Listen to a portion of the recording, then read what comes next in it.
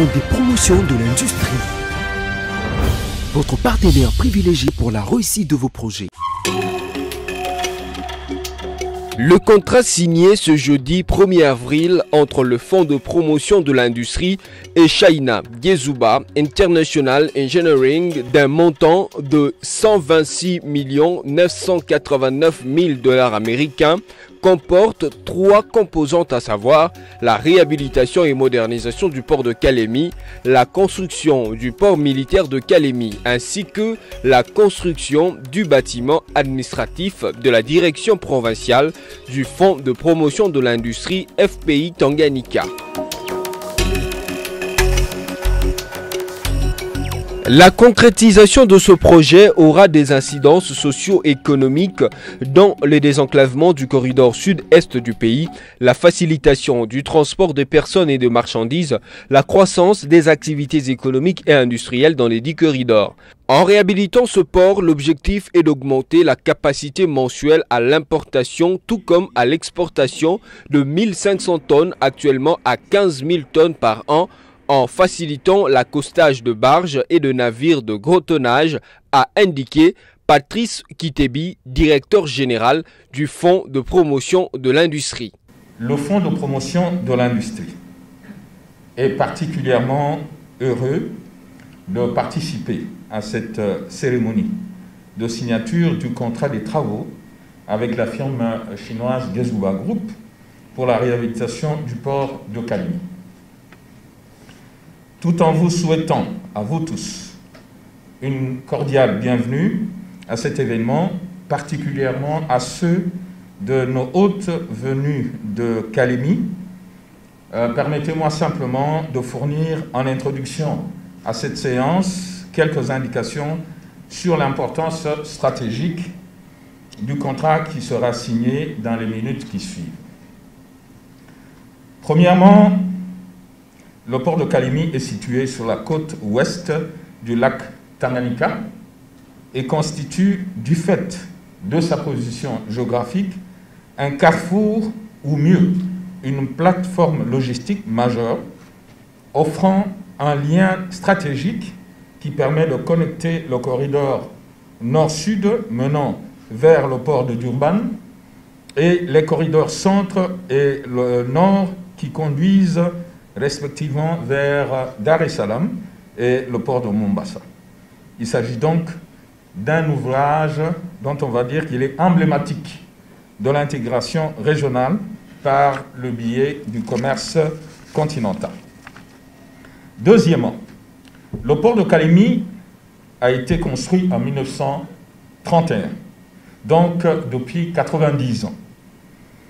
Pour la première fois, il a été réhabilité en 1951, soit 20 ans après, et aujourd'hui, soit 70 ans après, le port de Kalemi n'a pas connu de rénovation et il se trouve, de ce fait, malgré son importance stratégique, dans un état de profond délabrement qui ne lui permet pas de tenir sa place dans le commerce sous-régional, soit pour l'approvisionnement de l'économie du pays, soit pour faciliter l'exportation notamment des minerais en provenance principalement du Tanganyika et du Lomami.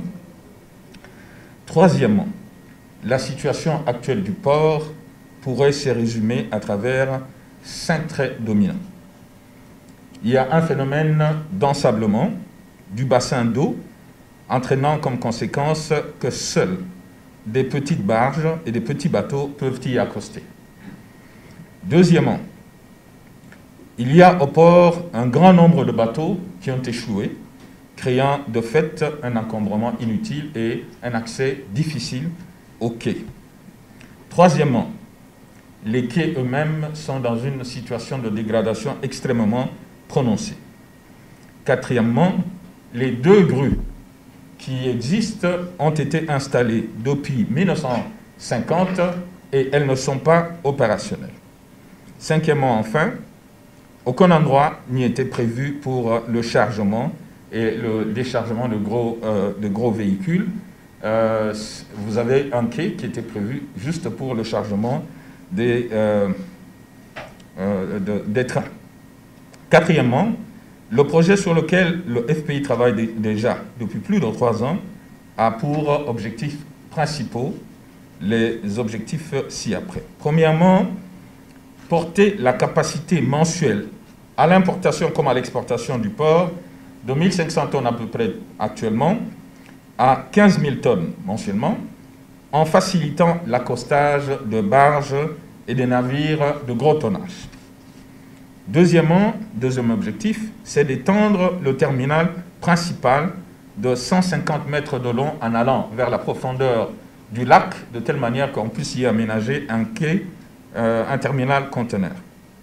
Troisièmement, draguer et désensabler le bassin d'eau du port.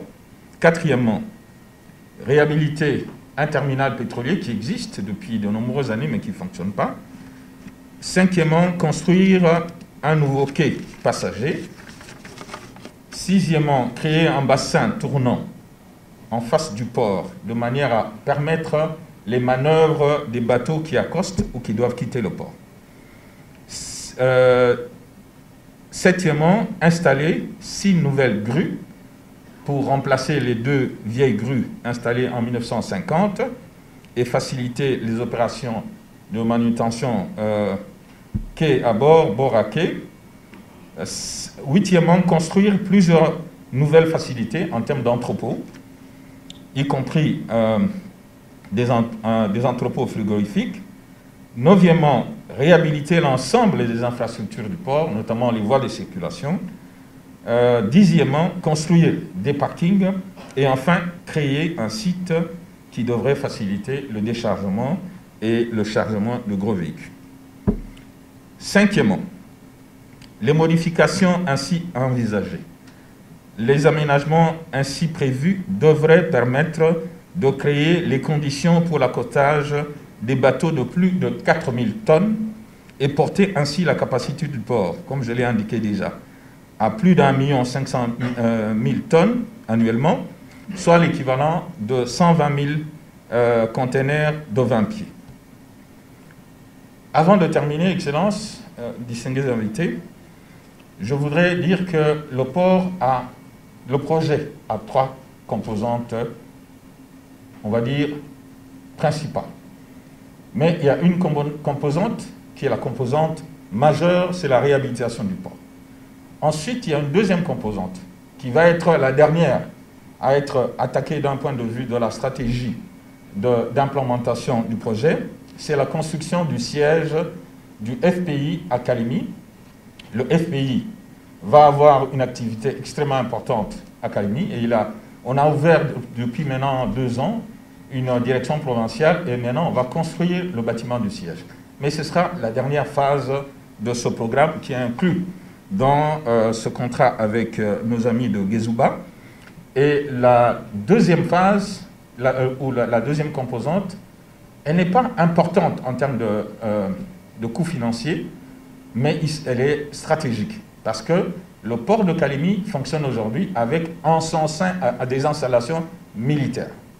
Si on veut faciliter le commerce et faire en sorte que les transactions se passent dans les meilleures conditions d'efficacité, nous devrions aussi travailler pour déménager le port militaire qui y est pour l'instant.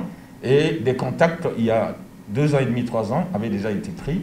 Et ça, ce sera donc la deuxième composante qui viendra immédiatement après et qui pourra même être gérée parallèlement avec la réhabilitation du port, le bâtiment du FPI devant venir évidemment à la fin du processus.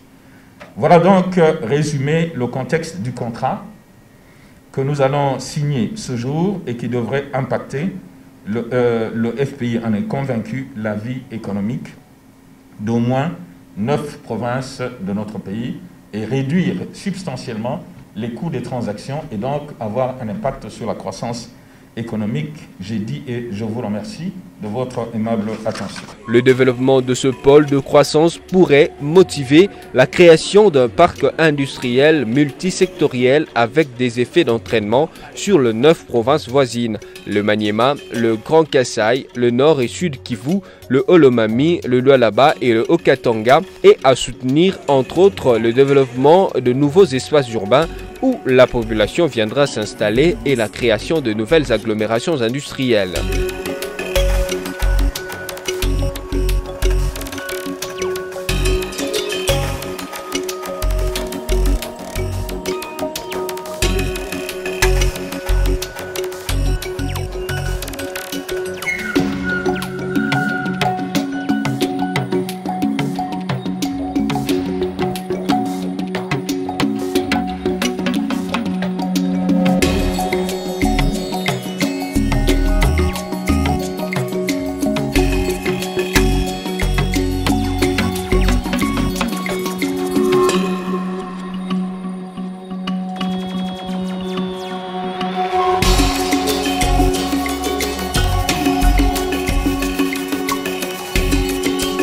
La réhabilitation et modernisation de ce port sera important dans la viabilisation des zones économiques spéciales du Katanga et du Kasaï et va favoriser la connectivité entre les provinces de l'Est de la RDC. Et j'accueille aussi toute la délégation du FPI, je vous souhaite le bienvenu. Excellence, Monsieur le ministre de l'Industrie, nous sommes impatients de vous entendre. Nous vous cédons la parole. Merci. Excellence, Monsieur le ministre des Transports et très chers collègues, Mesdames et Messieurs les membres du cabinet du Président de la République, Madame le secrétaire général de l'Industrie, Monsieur le Président du Conseil d'administration du FPI, Monsieur le DG, Mesdames et Messieurs, Monsieur le DG de l'entreprise, c'est un nom chinois très difficile, c'est Gezuba, c'est ça? Nous sommes réunis ici dans le cadre d'un vaste programme, un programme aujourd'hui que pilote le président de la République, parce qu'il l'appelle programme présidentiel de connectivité des provinces. Vous savez que plusieurs fois, les gens ont toujours cru que Kinshasa c'est le pays. Pour le président Félix Antoine Tshisekedi, nous devons cesser de croire que Kinshasa est la République. Nous devons mettre dans le vocabulaire commun l'idée que la République, c'est aussi les 25 autres provinces, et particulièrement leur connectivité. Il est difficile de penser le développement de ces pays sans penser la connectivité de toutes les provinces, sans favoriser les échanges entre les provinces. Et c'est la raison pour laquelle, au cours de son mandat à la tête de l'Union africaine, le président a estimé que ce projet était important pour qu'il soit vite propulsé dans le panthéon de l'histoire de ces pays, de manière à permettre effectivement à ce qu'il y ait un discours sur l'intégration régionale. Parce que lorsqu'on va réhabiliter le port de Kalemi, comme vous le savez, ça va favoriser la connectivité entre la République démocratique du Congo et l'Afrique de l'Est, mais aussi avec l'Afrique australe. Et donc le discours de l'intégration régionale et économique pour le président de la République ne sera plus un discours vain, sans contenu. Il aura un contenu au regard de ces projets ici. Au niveau interne, ce port de Kalemi est un port très important parce qu'il va faciliter la réduction de la distance entre notre pays et le port de Dar es Salaam. Pour ceux qui font le trajet entre Lubumbashi et Dar es Salaam, c'est des milliers de kilomètres. Et vous comprenez qu'avec cette longue distance, le coût de nos marchandises est élevé lorsqu'elles doivent être livrées aux tiers. Mais avec la construction du port de Kalemi, on va réduire la distance de plus de 1500 km. Donc vous comprenez l'impact économique que ça aura sur les produits congolais qui sont consommés à l'extérieur au regard de la réduction et des incidences que cela va provoquer. Et donc vous comprenez très vite que l'espace Katanga, à travers ces ports, va s'ouvrir à plus de 9 autres provinces, notamment les provinces de l'espace Kasaï, la province d'Imaniema, la province du Sud Kivu. Et donc ce port ici va favoriser l'émergence d'autres projets multipolaires, multimodaux parce qu'avec le port, on devra réhabiliter immédiatement les chemins de fer, on devra immédiatement réhabiliter les routes pour permettre la connectivité de toutes les activités qui viennent du port vers l'ensemble du territoire national. Et nous qui sommes dans les zones économiques spéciales, vous savez qu'il y a un projet de zone économique spéciale à Manono avec l'exploitation du lithium.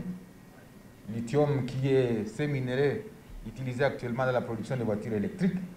Et donc ce port sera important également dans la viabilisation des zones économiques spéciales qui seront à la fois construites dans la province du Tanganyika, mais également dans l'espace Kasaï.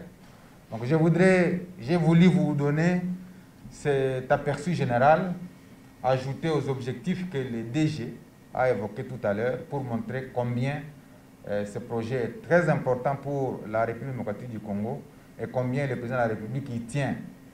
Voilà pourquoi je voudrais rapidement interpeller le directeur général de la société qui va signer tout à l'heure le contrat pour dire, au-delà de la signature du contrat, le peuple congolais veut voir le concret demain. Nous allons superviser avec mon collègue des transports, parce que le fonds a financé, mais c'est dans le secteur du ministère des Transports, parce que le fonds est transversal sur tous les ministères. Mais le patron du secteur, il est là. Il ne faudrait pas que, après la signature, les Congolais commencent à nous demander, mais vous avez organisé une belle cérémonie, mais qui n'a pas été suivie des faits. Nous sommes des hommes pragmatiques. Nous voudrions que dans les mois qui suivent, parce que vous allez lever les fonds à partir de cette signature ici, que dans les mois qui suivent, on voit comment les choses vont commencer. Nous savons que le fonds va apporter sa petite contribution telle que c'est stipulé dans les contrats que vous allez signer, mais que cela ne vous empêche pas de donner l'espoir aux Congolais et de confirmer que le président de la République qui tient à ce projet n'a pas dit au peuple congolais de fausseté par rapport à la vision qu'il porte sur la République démocratique du Congo. Donc je voudrais donc insister pour que les travaux commencent le plus urgemment possible, mais également insister auprès du DG du FPI pour assurer un suivi et faire en sorte que nous tirions comme République rapidement des dividendes par rapport aux besoins exprimés par nos populations à travers cet espace de l'Est et de la RDC. Et donc, je pense que le ministre ici présent, qui représente le gouverneur, va transmettre à la population de Kalemi les sentiments du président de la République qui tient à désenclaver cette province, qui tient à ce que des emplois soient créés, parce que lorsqu'il y a des gros bateaux d'une capacité de 4000 tonnes qui vont accoster désormais au port de Kalemi, c'est des Tanganyikais, si je peux le dire comme ça, qui vont avoir de l'emploi là-bas. Et peut-être ça va participer à la pacification de la province, parce que tous ceux qui pouvaient être recrutés dans les groupes armés vont trouver désormais de l'emploi dans les ports. C'est des milliers de gens qui vont travailler dans les ports de Kalemi. Donc c'est un message important qu'il faut lancer à la population, que le président Félix-Antoine Tshisekedi tient à participer autrement à la pacification de la province du Tanganyika en y installant cette grande infrastructure qui va donner suffisamment d'emplois à la jeunesse de cette province et ainsi permettre l'émergence d'une classe moyenne.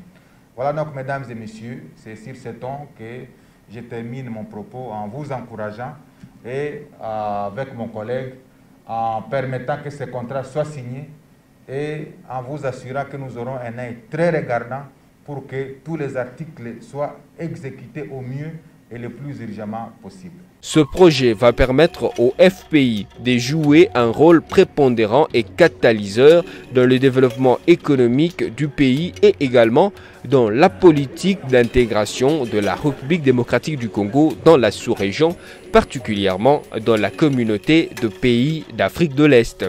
Aussi, la rénovation du port de Kalemi va préviabiliser et viabiliser les interventions du Fonds de promotion de l'industrie dans la région par la réduction sensible des coûts liés aux diverses importations des entreprises à financer, mais aussi à améliorer la collecte de la taxe de promotion de l'industrie, sa principale source, a précisé le directeur général du FPI. Le groupe Gezuba, qui a gagné le marché dans la construction et réhabilitation du port de Kalemi, est une entreprise chinoise qui a fait ses preuves dans le monde avec près de 8000 ouvrages dans le barrage de Trois Gorges à Yangjing, situé dans la province de Hubei. Dans la grande famille sino-africaine, tous les membres sont des frères qui se respectent mutuellement et qui se traitent sur un pied d'égalité. La Chine et l'Afrique ont poursuivi les liens d'amitié profonde tissés dans la lutte pour la libération nationale et se sont prêtés mutuellement un ferme soutien sur des questions touchant aux intérêts vitaux et préoccupations majeures de part et d'autre.